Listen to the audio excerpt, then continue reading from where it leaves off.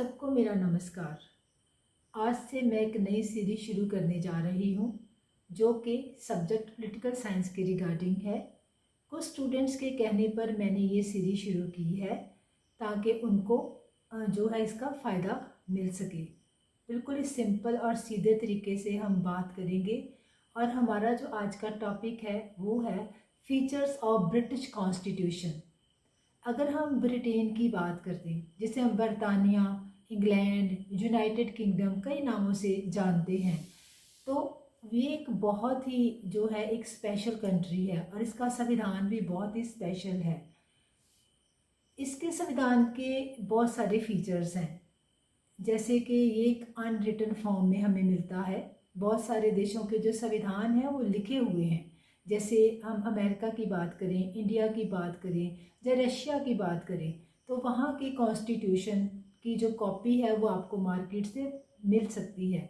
लेकिन British constitution, क्योंकि इसका कभी भी किसी पर्टिकुलर डेट को जो है वो निर्माण नहीं किया गया है किसी संविधान सभा के द्वारा, तो ये रिटन फॉर्म में अवेलेबल नहीं है। तो ब्रिटिश कॉन्स्टिट्यूशन का जो पहला फीचर है वो है कि ये एक अलिखित संविधान है।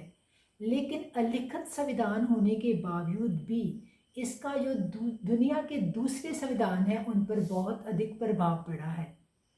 तो इसके साथ ही इसका सेकंड फीचर आ जाता है, this constitution is based on conventions, कि ये संविधान प्रथाओं पर आधारित है। अब देखो, अगर देश में संविधान नहीं है तो रूल्स और रेगुलेशन के बगैर जो कंट्री है, जो नेशन है, वो कैसे चल सकता है।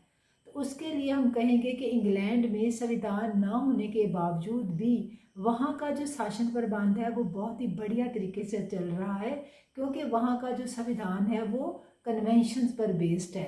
अब कन्वेंशंस क्या है? कन्वेंशंस एक अनरिटन रूल्स हैं जो कहीं भी लिखे हुए नहीं हैं।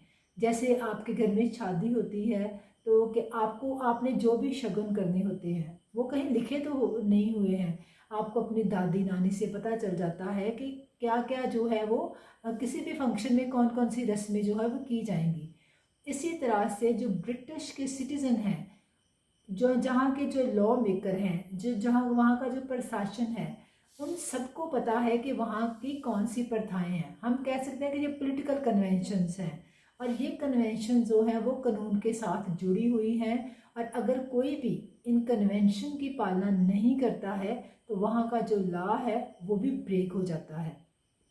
ब्रिटिश कॉन्स्टिट्यूशन में बहुत सारी कन्वेंशंस हैं, जैसे वहाँ पे ये कन्वेंशन है कि वंस स्पीकर ऑलवेज स्पीकर, कि जो हाउस ऑफ कॉमन का एक बार स्पीकर बन गया वही स्पीकर रहेगा।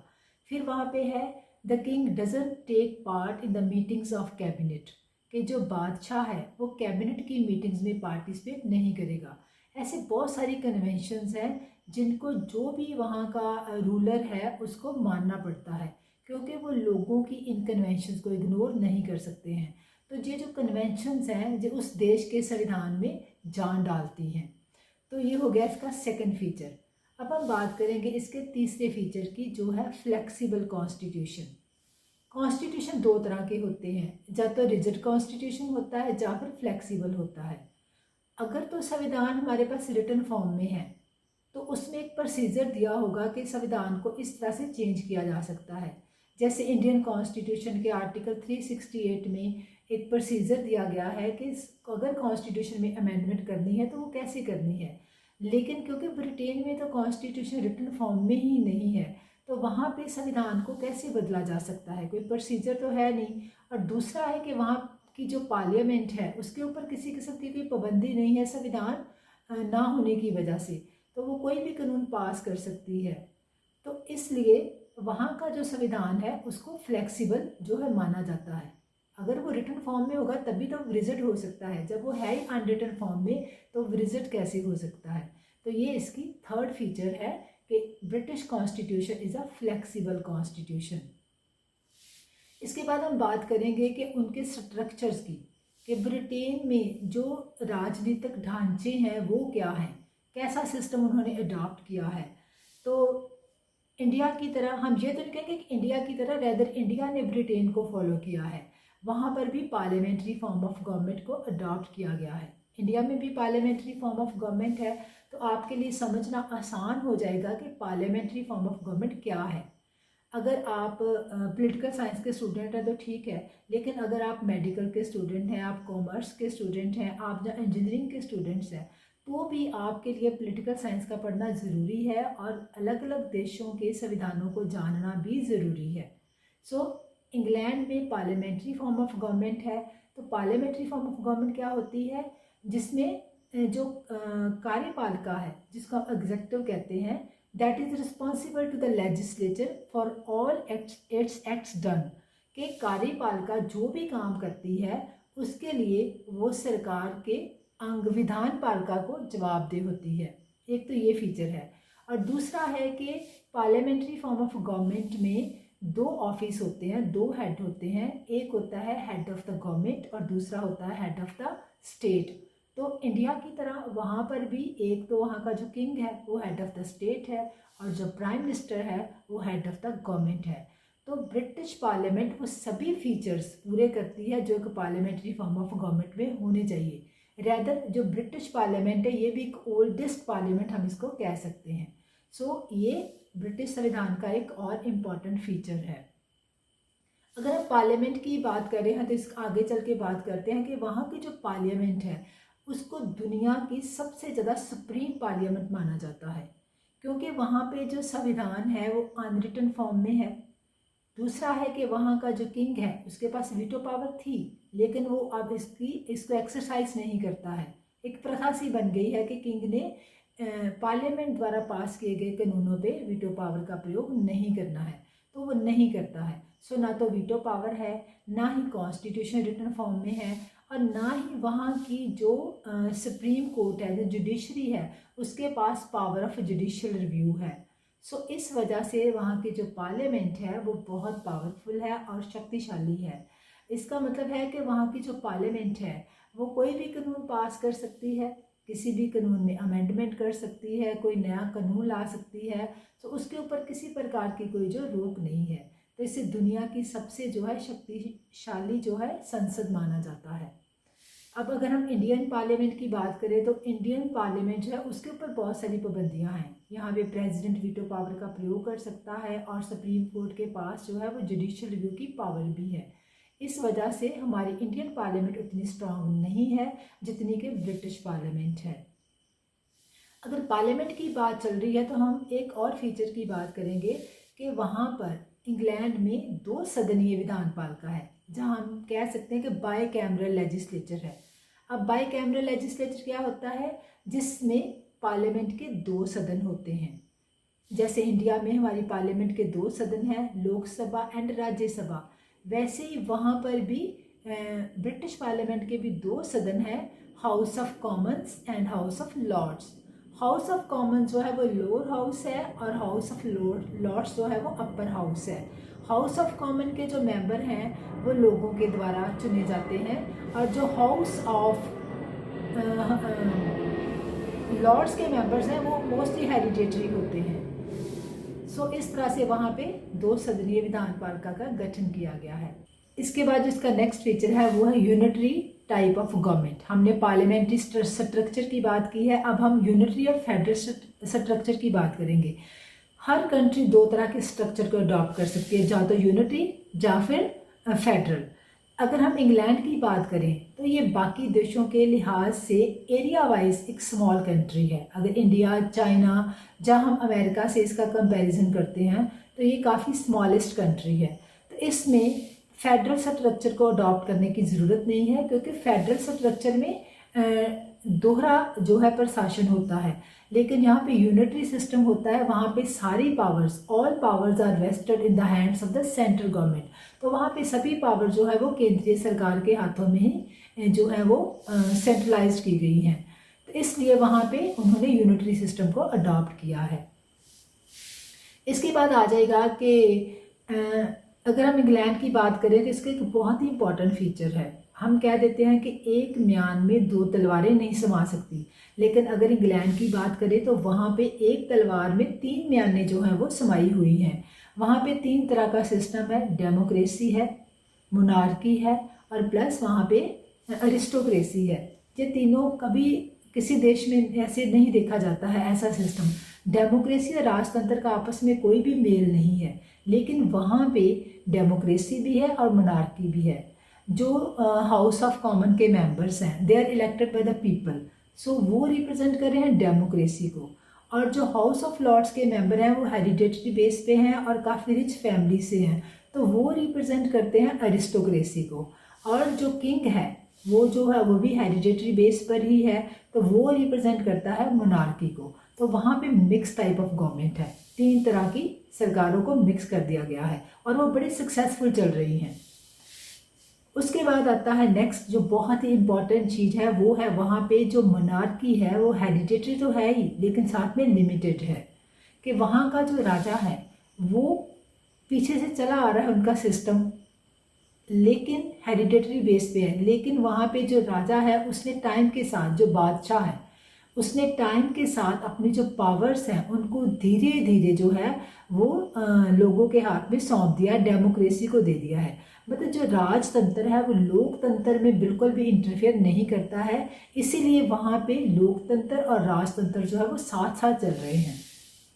ठीक है, तो राजे की जो पावर्स है वो टाइम के साथ, पहले राजा बहुत पावरफुल था वहाँ पे, मतलब बहुत ज़्यादा एब्सोल्यूट मोनार्की थी, लेकिन टाइम के साथ साथ राजे ने कई तरह के सिग्नेचर किए, जैसे हम मैग्ना कार्टा की बात करते हैं, है ना, राइट ऑफ पिटिशन की बात करते हैं। तो इन पर साइन करने के साथ राजा की जो पावर्स थी वो धीरे धीरे कम होती गई और जो डेमोक्रेसी है वो वहाँ पे ज़्यादा मजबूत होती गई। तो वहाँ पे अब एक लिमिटेड मोनार्की है, अनलिमिटेड मोनार्की नहीं है। सो ये है बहुत ही इम्पॉर्टेंट फीचर जो कि ब्रिटिश कॉन्स्टिट्यूशन के हैं। इसके अलावा एक और फीचर है जो बहुत ही इम्पॉर्टेंट है, वो है gap between theory and practice. ये तकरीबन हर कंट्री में होता है कि जो आपको नज़र आ रहा है ज़रूरी नहीं है कि वैसा ही हो। थ्योरी में और प्रैक्टिस में दोनों में कई बार कुछ गैप्स होते हैं। जैसे अगर थ्योरेटिकली हम बात करें तो वहाँ पे पार्लियामेंट्री, हमने अभी बात की कि बहुत स्ट्रॉन्ग है, पार्लियामेंट दुनिया की सबसे ज़्यादा सुप्रीम पार्लियामेंट है, लेकिन रियलिटी में ऐसा नहीं है, क्योंकि रियलिटी में पार्लियामेंट के ऊपर भी बहुत सारी पाबंदियां हैं। वहाँ पे ओपोजिशन पार्टी है जो बहुत स्ट्रॉन्ग होती है, मोस्टली ज़्यादातर वो क्रिटिसाइज़ कर सकती है। डेमोक्रेसी होने की वजह से पार्लियामेंट को इलेक्शंस फेस करनी पड़ती है, इसलिए पार्लियामेंट जो है वो डिक्टेटरशिप अपनी इस्टेब्लिश नहीं कर सकती है, उसके ऊपर बहुत सारी पाबंदियाँ हैं। ठीक है, तो देखने में जो आपको लगता है ना वैसा वहाँ पर है नहीं है, चीज़ों में काफ़ी ज़्यादा गैप्स हैं। ये हो गया इसका, ये भी एक इसका बहुत इंपॉर्टेंट फीचर है। एक जो बहुत इंपॉर्टेंट फीचर है, शायद आपके भी ब्रेन में ये क्वेश्चन आएगा कि अगर वहाँ पे कॉन्स्टिट्यूशन जो है वो रिटन फॉर्म में नहीं है, वहाँ पे जो कॉन्स्टिट्यूशन रिटन फॉर्म में नहीं है, और दूसरा जुडिशरी के पास पावर ऑफ जुडिशियल रिव्यू नहीं है, किंग वीटो पावर का प्रयोग नहीं करता है, तो फिर लोगों के अधिकारों को प्रोटेक्ट कौन करता है? लोग कैसे सेफ हैं वहाँ पे? तो हम कहेंगे कि वहाँ पे उन्होंने रूल ऑफ लॉ को अडॉप्ट किया है। इंग्लैंड में रूल ऑफ लॉ एक बहुत ही इम्पॉर्टेंट जो फीचर है वो माना जाता है कॉन्स्टिट्यूशन का। वैसे तो हर कंट्री में ही जो भी सरकार आती है वो लॉ के मुताबिक ही चलती है, आपको जो संविधान में रूल्स एंड रेगुलेशन दिए हैं उसी के मुताबिक ही चलना पड़ता है। पर इंग्लैंड में तो ऐसा है ही नहीं, वहाँ पे तो कॉन्स्टिट्यूशन रिटन फॉर्म में नहीं है, तो उन्होंने रूल ऑफ लॉ को अडॉप्ट किया है। रूल ऑफ लॉ का मतलब है कि all are equal before law and they will be equally protected by law. कि कानून के सामने हर व्यक्ति जो है वो बराबर है और कानून सबकी रक्षा करेगा, वो किसी भी भेदभाव किए बगैर सबकी समान रूप से रक्षा करेगा। तो वहाँ पे जो लोग हैं वो बिल्कुल सेफ है। रेदर मैं तो कहूँगी कि वहाँ के लोगों के पास रिटन कॉन्स्टिट्यूशन नहीं है, लेकिन फिर भी वो हम इंडियन के अगर कंपैरेटिवली देखें तो वो ज़्यादा अपने राइट्स को एंजॉय कर रहे हैं। उसका कारण क्या है कि वो लोग बहुत ज़्यादा अवेयर हैं, eternally they are vigilant people. उनको पता है कि हमारे अधिकार हैं, हमने अपनी वॉइस रेज करनी है, मीडिया भी उनका साथ देता है, ओपोजिशन पार्टी भी वहाँ पे बोलती है और सरकारें वहाँ पे अवेयर रहती हैं। सो सिटीज़न जो है जितने ज़्यादा विजिलेंट होंगे उतने अधिक वो अपने अधिकारों का प्रयोग जो है वो कर पाएंगे। सो इस वजह से वहाँ पे जो रूल ऑफ लॉ है उसको अडॉप्ट किया गया है ताकि लोगों के अधिकारों की रक्षा की जा सके। एक और फीचर है ब्रिटिश कॉन्स्टिट्यूशन का और वो है बाई पार्टी सिस्टम। अगर हम ब्रिटेन की बात करें तो वहाँ पे बाई पार्टी सिस्टम है, यानी कि जो वहाँ पे दो पॉलिटिकल पार्टीज़ है मोस्टली, जो बहुत कॉमन है। इनका एक लंबा इतिहास है और शुरुआत जो हुई थी वो, उनके नाम थे जो पार्टीज़ के, वो था विग एंड टॉरी। तो कई बार बच्चों को याद नहीं रहता कि विग और टॉरी को कैसे याद रखें, तो मैं उनको ऐसे याद करवाती थी कि गरीब लोग जो थे वो मेहनत करके गंजे हो गए, उनको विग डालना पड़ा, तो वो विग पार्टी को प्रेजेंट कर रहे हैं। और जो रिच लोग हैं वो टॉरी पार्टी के, टॉर वाले लोग जो है वो टॉरी पार्टी होगी। तो विग पार्टी जो है वो उसमें ज़्यादातर लेबर क्लास वगैरह या जो गरीब लोग हैं उनको वो ज़्यादा रिप्रेजेंट करती है। और जो दूसरी पार्टी थी टॉरी पार्टी, या इसको हम टॉरी ग्रुप कह लें, कुछ भी कह लें, वो किसको रिप्रेजेंट करते थे? रिच क्लास को।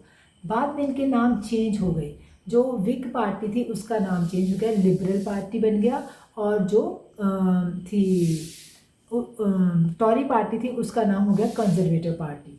इन पार्टीज़ ने काफ़ी देर तक वहाँ पे रूल किया है, लेकिन टाइम के साथ जो लिबरल पार्टी थी वो काफ़ी थोड़ी मतलब वीक होती गई, और उसकी प्लेस पे एक नई पार्टी आ गई, लेबर पार्टी। तो अब भी वहाँ पे बाई पार्टी सिस्टम ही है, अब लेबर पार्टी है और कंजर्वेटिव पार्टी भी है। छोटी मोटी पार्टीज़ तो और भी हैं, लेकिन ज़्यादा जो डोमिनेट करती है वो ये दोनों पॉलिटिकल पार्टीज़ हैं। और इंग्लैंड में भी कई बार कोलिशन गवर्नमेंट आई है, बेशक बाई पार्टी सिस्टम है, लेकिन कई बार वहाँ पे भी सरकारों को, कुछ पॉलिटिकल पार्टीज़ को मिलकर जो सरकार है उसका निर्माण करना पड़ा है। तो ये सारे हैं इंग्लैंड के संविधान के फीचर्स। एक और फीचर जो मैं आपको याद करवा दूँ, वहाँ पे लिबरल डेमोक्रेसी। डेमोक्रेसी का नाम तो आपने सुना ही है, लेकिन लिबरल डेमोक्रेसी का मतलब है कि वहाँ पे लोगों को बहुत ज़्यादा अधिकार दिए गए हैं। लोग अपने नुमाइंदे जो हैं, जो रिप्रेजेंटेटिव हैं हाउस ऑफ कॉमन में, खुद उनका चुनाव करते हैं। सो वहाँ पे ओपोजिशन पार्टी के लिए भी स्पेशल जो उनको स्टेटस दिया गया है। मतलब पूरी तरह से लिबरल डेमोक्रेसी है, किसी किस्म की कोई ज़्यादा पाबंदियाँ नहीं है, लोग बोल सकते हैं, मीडिया भी फ्री है। सो उसको हम एक ट्रू लिबरल डेमोक्रेसी का नाम जो है वो दे सकते हैं। आपने देखा ही होगा कि रिसेंटली वहाँ पे कुछ प्रॉब्लम्स आई हैं, लोग प्रोटेस्ट कर रहे हैं, तो सरकार जो है बहुत जल्दी उनकी आवाज़ जो है वो सुन लेती है। सो इस तरह से ब्रिटिश कॉन्स्टिट्यूशन के बहुत सारे फीचर्स हैं तो बहुत ज़्यादा हैं, लेकिन आपके लिए मैंने थोड़ा आसान कर दिया है, सरल जो मतलब इजी लैंग्वेज में मैंने इनको डिफ़ाइन करने की कोशिश की है, ताकि वो स्टूडेंट्स जो है वो बेनिफिट ले सके, जो पढ़ने में थोड़े ज़्यादा ठीक ठाक हैं और जिनको पॉलिटिकल साइंस ज़्यादा समझ में नहीं आती है, और वो अक्सर कंप्लेंट करते हैं कि बुक में लैंग्वेज बहुत टफ होती है, हमें समझ नहीं आती है। तो मैंने उनके लिए ही ये लेक्चर तैयार किया है, और मैं प्रॉमिस करती हूँ कि मैं हर वीक ऐसे जो लेक्चर हैं वो आपको देती रहूँगी, ताकि आपको इससे बेनिफिट मिल सके। सो आप प्लीज़ मेरे चैनल को सब्सक्राइब करें ताकि आपको इसका बेनिफिट मिल सके।